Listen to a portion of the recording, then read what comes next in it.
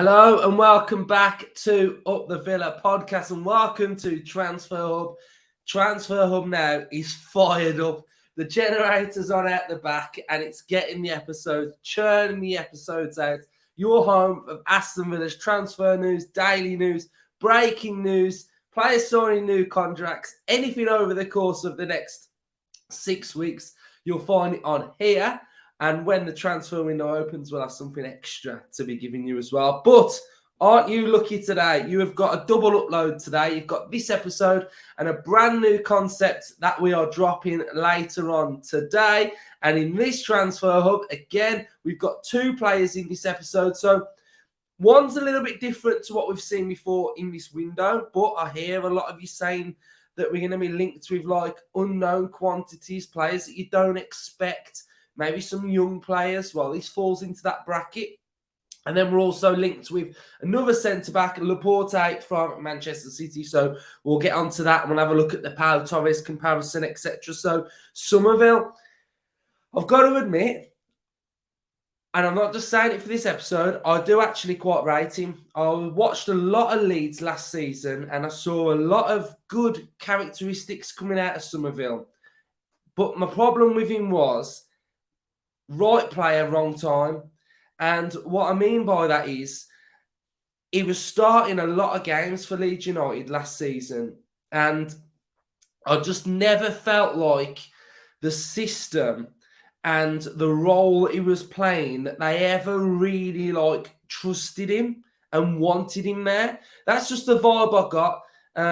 I felt like he did okay at times last season. But again, I just felt the system was wrong. It was just like, oh, actually, today you're going to be playing here. Next game, should we just try you over there, see what you can do over there? It felt like that when I was watching him. It felt very, very disjointed, and I don't think that was anything to do with Summerville, because then he did actually show bright sparks. He was pacey. He showed determination. He showed drive.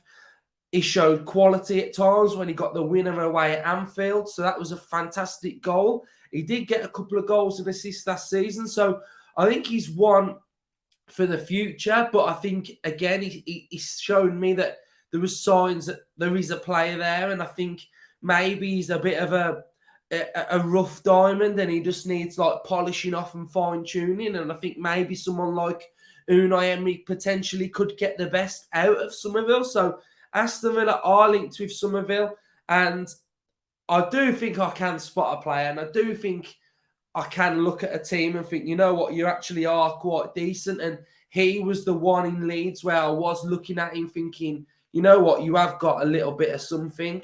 Again, if you're looking at Leeds, you can see that Gonto's got something, etc. But Summerville for me was one where I was sort of thinking, you know what, you're actually quite decent. So I like the look of him. So Aston Villa are interested, have been looking at Summerville. So if we have a look at some of his stats from this season then. So he is 21 years of age. He's from the Netherlands, market value of 13 million.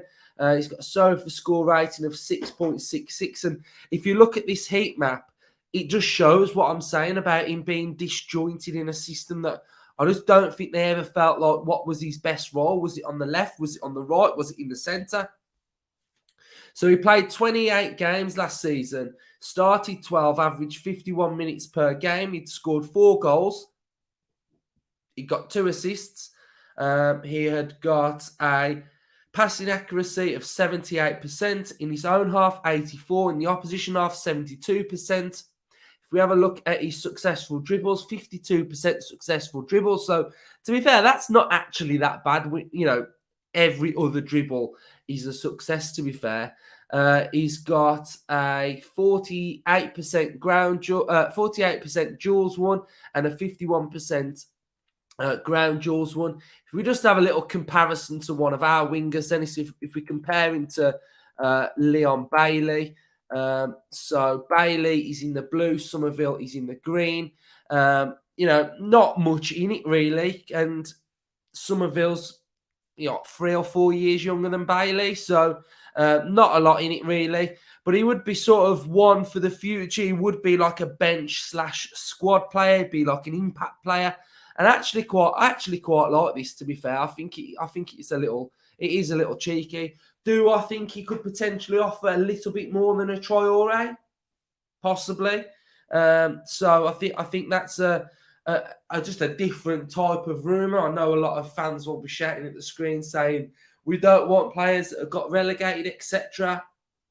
Fair enough, but I think if you're asking him, he's going to be a bench player coming off the bench. He's going to add energy. He's going to add some goals. He's going to add some assists. He's going to do a little bit more than what a Traore does. Then I think maybe for 16, 17, 20 mil, he might do a job at Villa. So the next one we have got is Laporte, who's fell out of favour at Manchester City. So again, another central defender. So read into these central defenders as you would like, but I think if anyone watched my episode yesterday, it would generally tell you that we signed a centre-back. Someone's going right back, potentially playing 3 centre-backs across the back line. That is looking more and more likely now. So if we have a look at Laporte's stats then again, I mean, he's a nice central defender. He can play the ball. Is his awareness that great? Is his reading of the game up to scratch? I would be a little bit uncertain on this one. So I think if someone was saying you could have Pau Torres or Laporte, I'm going Laporte. So I'm not going Laporte. I'll go Pau Torres. What am I doing? I'm going Pau Torres all day long. I think his reading of the game is a lot better. I think he's a better passer. I think he's got a better passing range. He's younger. I think he's more athletic. So I think if I had to pick a 2, I'm going Pau Torres. But let's have a look at his Sofa score ratings this season. He's got a 6.94. He's only played 12 games, started 11. He's got 93% passing accuracy, 94% in his own half. So this is all very, very high. He's borderline what Pau Torres is as well. Ground duels, he's won 60% of his total duels, 67 ground duels. He has won it all with Manchester City, really. FA Cup, Premier League. So £30 million, pretty much the same type of fee as which Pau Torres is as well. And I think I'm going Pau Torres all day long, straight down the middle, Pau Torres. But I like the Summerville one. It's showing that we're looking at different profiles of players. Maybe we're going to be getting sort of like a younger vibe coming in. We just don't know. We just don't know what direction we're going in. But I saw that the Goncalves link is still there. They're still reporting that in Portugal. We've got Tielemans that looks to me as if it's pretty much going to be a done deal. So Tielemans could potentially be the first one through the door. The centre-back rumours just like they're just not going away. There's a new one every single day. So I think strap in Villa fans because it's going to be an exciting window, potentially a long window. But yeah, we've got a great little episode out later on today. I think you're all going to really, really like the episode that we've got out later on today.